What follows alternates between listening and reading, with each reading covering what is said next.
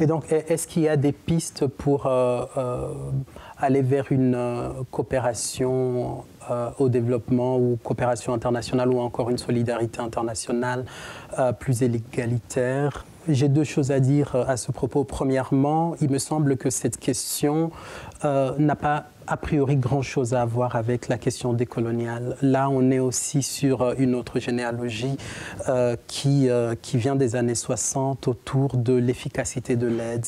Et lorsqu'on parle de l'efficacité de l'aide, on parle de la nécessité de l'aide et pas de la nécessité de mettre fin à l'aide au développement. Dans les années 90, 2000, il y a eu ce débat sur le rapport entre l'égalité dans le partenariat et l'efficacité de l'aide. Ce n'était donc pas une question décoloniale.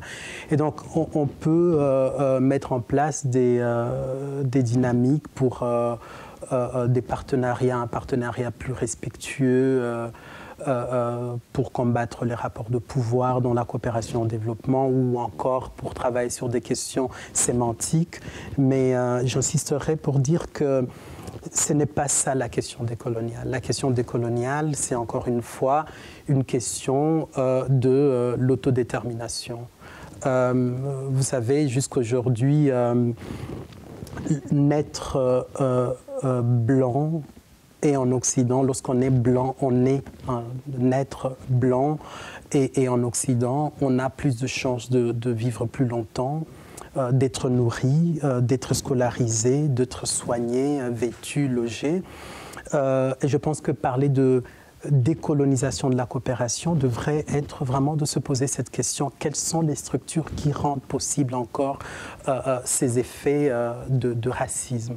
Et que parler de solidarité ne devrait pas consister à aller nourrir ceux qui ont faim, mais à se poser la question de dire quelles sont les structures, comme on le dit, qui rendent possible ces formes de dépendance. Et donc, la solution, de mon point de vue, n'est pas éthique ni humanitaire, elle est politique. Elle est politique.